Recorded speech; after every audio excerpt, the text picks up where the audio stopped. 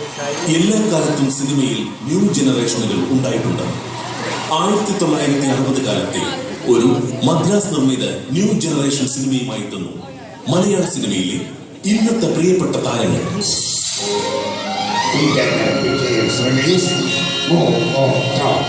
മുതലാളി ഒരു തൊഴിലാളി. അഭിനയിക്കുന്നവർ കണ്ടറിഞ്ഞു.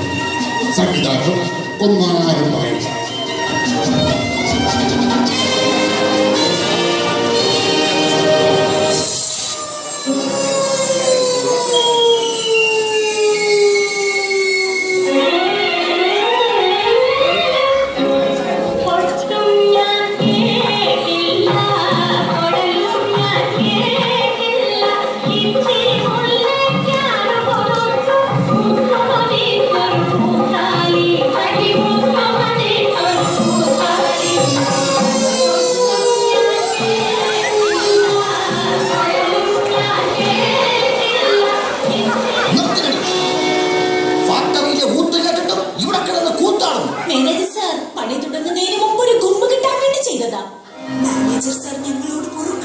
അതുകൊള്ള നിങ്ങളിൽ ആരുടെ കൂടെയാ ഞാൻ പൊറുക്കേണ്ടത്?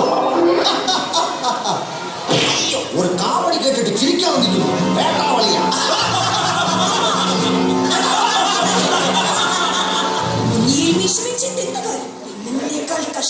നീ എന്താ പറഞ്ഞത്? ഏത് കാര്യവും ഞാൻ ആരുടെ മുഖത്ത് നോക്കിയും വെട്ടിത്തുറന്ന് പറയും. എല്ലാ കാര്യവും വെട്ടിത്തുറന്ന് പറയാൻ നീ ആര്? Chief whip. നിങ്ങളുടെ പരിപ്പ് എന്റെ കലത്തിൽ വേവില്ല മാനേജർ സാർ. നല്ല പരിപ്പാണെങ്കിൽ ഏത് കലത്തിലും വേവും ദേവകി, ഏത് കലത്തിലും വേവും.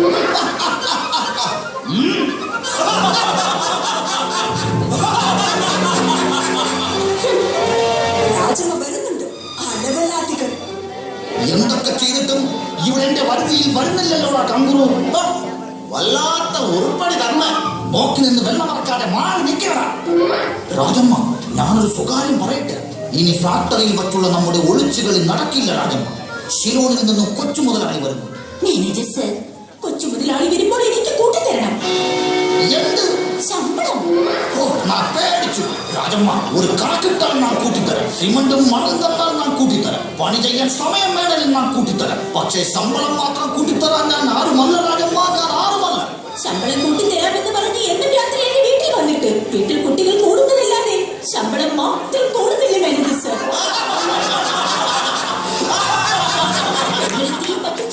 ചിരിക്കുന്നു. നിങ്ങളുടെ ഈ തോന്നിയവാസം ഞാൻ മുതലാളിയോട് പറയും. മുതലാളി കഥ, മുതലാളി കഥ.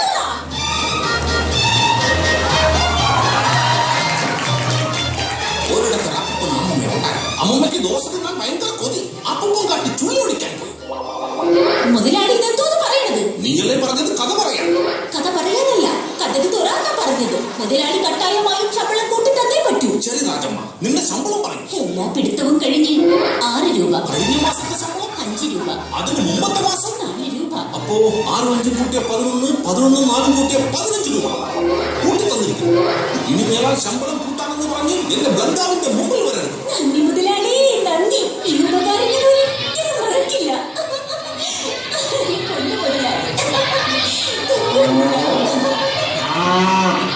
ആരാടാ ഫാക്ടറി വളപ്പിൽ പശുവിനെ കിടാവിനെ കൊണ്ട് കെട്ടിയത്? കങ്കോ, ആരുടെയാടാ പശുവും കിടാവ്? പശുവാണെന്നറിയില്ല, പക്ഷെ കിടാവ് അത് പശുവിന്റെ തന്നെയാ മുതലാളി. മുതലാളി, ഗോപിയും ദേവകിയും തമ്മിലുള്ള ചുറ്റിക്കളി കമ്പനിയിൽ പാട്ടാണ്. ഓഹോ മുതലാളി, അങ്ങനെയാണെങ്കിൽ ആ പാട്ട് കാസറ്റിറക്കിയാൽ നല്ല ലാഭം പെയ്തോടെ മുതലാളി.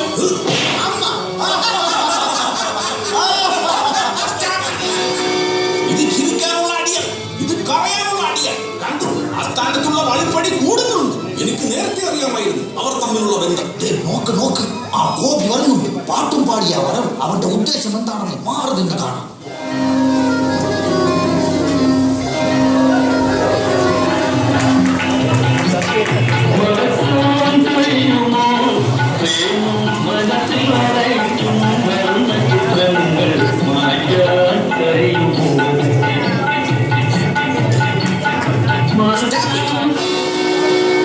ഫാക്ടറിയിലെ ഊത്ത് കെട്ടിട്ട് മണിക്കൂർ 2 ഇത്ര നേരം എവിടെയായിരുന്നു? ഊത്തിനവിടെ ഇരുന്ന് ഊതിയാൽ മതി. ഞാൻ സ്ഥിരം വരാറുള്ള 6:30 വണ്ടി ഇന്ന് 6:30 പോയി. എന്റെ കാര്യം എനിക്കല്ലേ അറിയൂ. എന്താണ് നിന്റെ കാര്യം? ഫാക്ടറിയിലെ ശമ്പളം ഒന്നും തികയുന്നില്ല. പശുവിന് വാങ്ങാനുള്ള ലാഭെടുത്തിട്ട് ഒരു തവണ പോലും അടിക്കാൻ പറ്റിയില്ല മുതലാളി. അതിന് ആ പശുവിന്റെ ലാടി നീ എങ്ങനെ തിരിച്ചടി? ഗോപി, നീ എന്താണ് പറഞ്ഞു വരുന്നത്? എന്താണെന്ന് എനിക്ക് പോലും അറിയില്ല മുതലാളി. എനിക്ക് മനസ്സിലായി. പറയും. മനസ്സിലായില്ലെന്ന് പറഞ്ഞാൽ മനസ്സിലായത് പോലും മനസ്സിലാകാതെ പോകും മുതലാളി. മനസ്സിലായോ മുതലാളി? ഇവനൊക്കെ ശാപ്പാട് കൊടുക്കുന്ന എന്നെ വേണം ആദ്യം പഠിക്കാൻ. ശരി മുതലാളി. അയ്യോ, ഓടിക്കോ. നിൽക്കണം പറഞ്ഞു. ഗോപിയെട്ടെന്നോ? ഞാൻ എട്ടല്ല, ഞാൻ 9.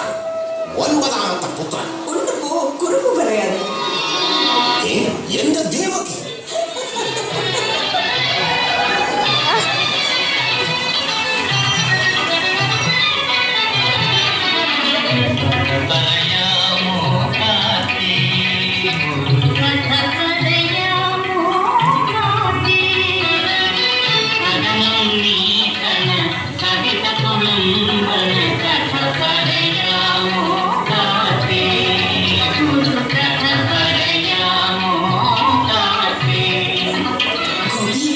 നമ്മുടെ പ്രേമം പൂത്തുലഞ്ഞിട്ടിന്നെ കുറണ്ടായി. എനിക്ക് ഡയമണ്ട് വെച്ചിട്ടുള്ള എന്തെങ്കിലും വാങ്ങിക്കൊണ്ടുവരാമെന്ന് പറഞ്ഞിട്ട് ഞാൻ കൊണ്ടുവന്നു ദേവകി. കാണാൻ കൊതിയാണ്. ഡയമണ്ട് വെച്ചിട്ടുള്ള എന്ത് സാധനമാണ് എനിക്ക് വാങ്ങിക്കൊണ്ടുവന്നത്? ഓരോ കുത്തിച്ചീട്ട്. ഇതിൽ ഡയമണ്ട് ഉണ്ട്, എസ്പീഡ് ഉണ്ട്, ക്ലാവർ ഉണ്ട്. എന്തിന്? നിന്റെ അച്ഛൻ ജോക്കർ വഴിയുണ്ട്.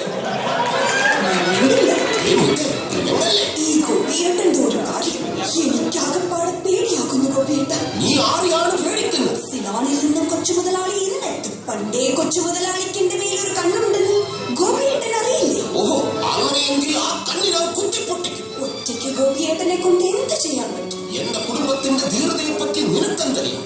എന്റെ മുത്തച്ഛൻ പണ്ട് തോട്ടത്തിൽ മരമടിച്ചിരുന്നത് ഹെലികോപ്റ്ററിൽ തൂങ്ങിക്കിടന്നായിരുന്നു. ആഹാ, എന്നിട്ട് മുത്തച്ഛന്റെ ധീരത നാട്ടുകാർ കണ്ടോ? ഒറ്റ മുണ്ടുകൊടുത്ത് ഹെലികോപ്റ്ററിൽ തൂങ്ങിക്കിടന്നാൽ പിന്നെ ധീരത കാണില്ല. അതിനുശേഷം ഹെലികോപ്റ്ററിന്റെ ശബ്ദം കേട്ടാൽ നാട്ടുകാർ മുഴുവൻ ഇറങ്ങി പുറത്തു നിൽക്കും. എന്തിന്? മുത്തച്ഛന്റെ ധീരത കാണാൻ. ധീരതയുടെ കാര്യത്തിൽ ഞാൻ ഒട്ടും പിന്നിലല്ല ദേവകി. ഈ ഗോപിയേട്ടന്റെ ഒരു കാര്യം എന്നും തരാറുള്ളത് തന്നില്ല.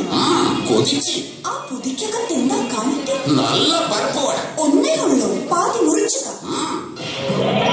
ഈ പരപ്പുവടയുടെ നൂലെടുത്താൽ ഒരു തോർത്ത് നെയ്യാമായിരുന്നു. നൂലിന്റെ കാര്യം പറഞ്ഞപ്പോഴാണ് ഞാൻ ഓർത്തത്. മദ്രാശിയിൽ ഒരു തുണിമില്ലിൽ ചിലപ്പോൾ ഒരു ജോലി തരപ്പെടും. ഈ റൗഡികളുടെ ഇടയിൽ എന്നെ തനിച്ചാക്കിയിട്ട് പോവുകയാണോ ഗോപിയേട്ട? എത്ര ദൂരെയാണെങ്കിലും ദേവകി എപ്പോഴും എന്റെ മനസ്സിലുണ്ടാകും.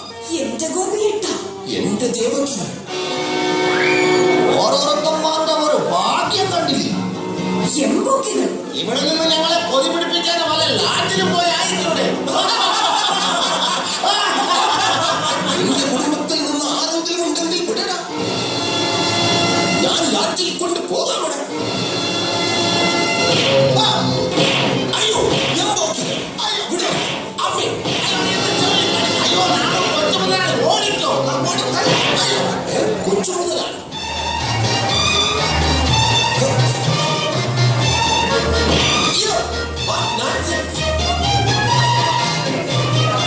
സിലോണിൽ നിന്ന് വന്ന എന്റെ മകനെ എന്ത് ചെയ്തടാ? ധിക്കാരി. അയ്യോ ഡാഡി, അവൻ എന്നെ ഒന്നും ചെയ്തില്ല. പിന്നെ എന്തിനാണ് നീ നിന്ന് ആടുന്നത്? ഡാഡി, 2.5 മാസമായി ഞാൻ സിലോണിൽ നിന്നും കപ്പലിൽ യാത്ര തിരിച്ചിട്ട്.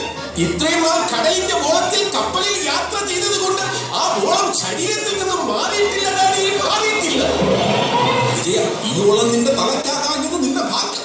അതൊക്കെ പോട്ടെ, സിലോണിൽ പോയിട്ട് നീ എന്തൊക്കെ പഠിച്ചു? സിലോണിലെ കണ്ട ബാങ്കുകളിൽ നിന്നും ലോൺ എടുക്കാൻ പഠിച്ചു. എന്നിട്ട് ലോൺ എടുത്ത് ഇപ്പോൾ സീയില്ല ഡാഡി, ലോൺ മാത്രമേ ഉള്ളൂ. വിശന്നിട്ട് വയ്യ. നീ ആ രാജമ്മയോട് പറ, അവള് നിന്റെ വിശപ്പ് മാറ്റും. അവളാണോ ഡാഡി ഈ ഫാക്ടറിയിലെ എല്ലാവരുടെയും ബിഷപ്പ് ഇപ്പോഴും മാറ്റുന്നത്? അല്ല, പാചകക്കാരി.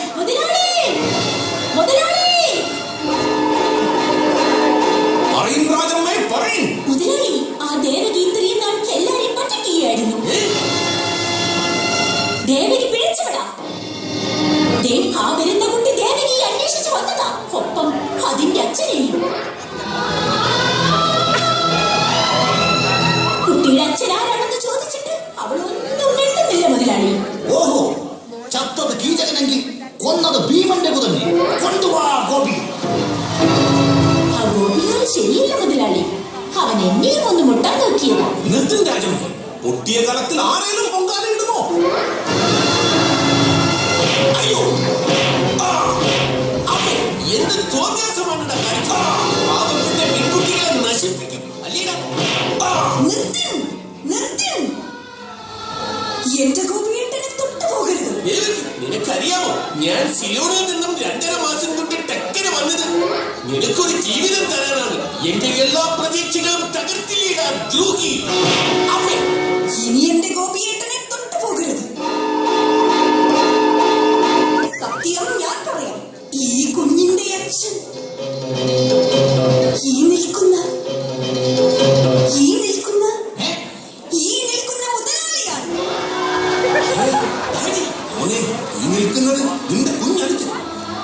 ഇത് നിന്റെ സ്റ്റെപ്പിനി അല്ല, സ്റ്റെപ്പ് മദർ. ഇനി നമ്മളൊരു കുടുംബം. മുതലാളി, എനിക്കൊന്നേ പറയാനുള്ളൂ. ഈ കാര്യത്തിൽ നിങ്ങളൊരു മുതലാളിയല്ല, നിങ്ങൾ ശരിക്കും ഒരു തൊഴിലാളിയാണ്. തൊഴിലാളി.